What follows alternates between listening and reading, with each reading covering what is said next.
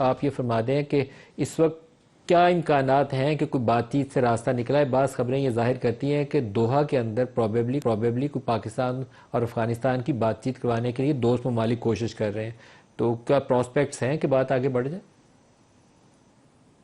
वो तो तालिबान पहले भी कई बार वादा करते हैं और फिर मुकर जाते हैं। मेरा नहीं ख्याल वो काबिल एतबार है। बहरहाल बातचीत करनी चाहिए, चाहे कतर के रास्ते करें, वैसे डायरेक्ट कर लें तो क्या है, हम तो डायरेक्ट भी बात कर सकते हैं उनके साथ। पर मैं नहीं समझता कि कोई उनके ऊपर मुकम्मल तौर पर एतबार किया जा सकता है। अब उन्होंने दो तीन बड़ी डेडलाइन सी क्रॉस की है मेरे नज़दीक। और उसके लिए तो बहुत बड़ी एश्योरेंस चाहिए, शायद कंधार की इंश्योरेंस चाहिए होगी।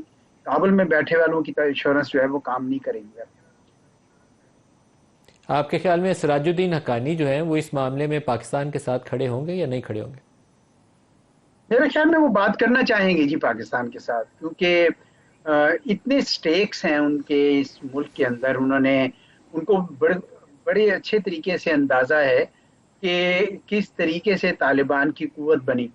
मुझे ऐसे लगता है नदीम साहब कि उनको एक गलतफहमी पैदा हो गई है काबुल में रहते रहते, कि शायद उन्होंने बंदूक के जोर पर काबुल जीता था। हालांकि ऐसा नहीं है। अमेरिका तो अपनी, क्योंकि वहां पे एक पब्लिक ओपिनियन बना, उसने जाना था, प्लस उनको खफा थे वो हमसे कि जी आपने इनकी इतनी मदद की, वरना ये कहाँ ठहरते। और मैं समझता हूँ कि अगर हम वाकई इनको वो स्पेस ना देते जो हमने दी, और तो ये शायद आज भी वहीं पे पहाड़ों में लड़ फिर रहे होते। अब ये गलत फहमी जब इनको हुई है, तो उसके बाद इन्होंने समझा कि उसी बंदूक के जोर पर हम पाकिस्तान से भी कुछ कंसेशंस और ले लेंगे। भाई पहले ही आपको इतनी कंसेशंस मिल रही थी, अब आपने और क्या हमसे लेना था? आपको तो यहाँ से ट्रांजिट ट्रेड, आपकी हमारी बंदरगाहें भी आप इस्तेमाल कर रहे थे, आप हमारी यूनिवर्सिटियां भी इस्तेमाल कर रहे थे, हमारे अस्पताल भी कर रहे हैं इस्तेमाल। इतने हम क्या, हम वतन भी इधर हैं। तो ऐसा तो कोई और चीज नहीं थी। तो मैं समझता हूँ कि बड़ी कोताबीनी से काम लिया है जो तालिबान की मौजूदा क्यादत है। उनको ऐसा नहीं करना चाहिए था।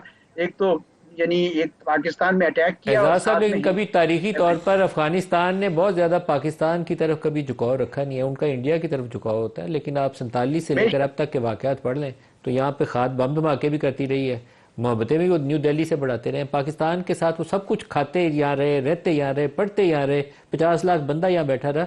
मोहब्बत पाकिस्तान से कभी नहीं हुई उन्हें। नहीं, कभी नहीं जी, कभी नहीं। और इस दफा जो इन्होंने ये जो बयान दिया था ना वहां पे हिंदुस्तान के अंदर, भारत में बैठकर, कि जी हमने भारत ब्रिटानिया को हराया, सोवियत यूनियन को हराया, अमेरिका, ये सब गलत है। बिल्कुल गलत है। तारीख बिल्कुल इसके मुखालिफ बोलती है। तो इस ये, और इसमें भी पाकिस्तान का, खुसूसन आखिरी दो जंगें थी, उसमें तो पाकिस्तान की वजह से अफगानिस्तान के लोगों की बचत हुई। तो हमने तो इतना बरादराना जज्बा रखा कि हमने तो इनके हीरोज को भी अपना लिया और उनके नाम पर भी हमने अपने यहाँ पे इस्तेमाल किए। लेकिन इन्होंने बिल्कुल, कोई, आप बिल्कुल सही कह रहे हैं, जो पुरानी हुकूमतों की रविश थी, तालिबान ने बिल्कुल उसमें कोई तब्दीली नहीं की। हत्ता कि ड्यूरेंट लाइन, जो कि कई हुकूमतें जो माजी में आई थी, अब्दुल रहमान खान ने 1893 में एक्सेप्ट की थी, उसके बाद कई हुकूमतों ने एक्सेप्ट किया। इवन तालिबान ने, ना तालिबान 1.0 ने किया पहली हुकूमत ने, ना इस दफा किया। तो ये बिल्कुल वही है जो, इसीलिए मैं कहता हूँ कि इनको एक अलहदा मुल्क तस्वर करना चाहिए। वो जो बरादराना जज्बात थे ना, उनका कोई फायदा नहीं हुआ।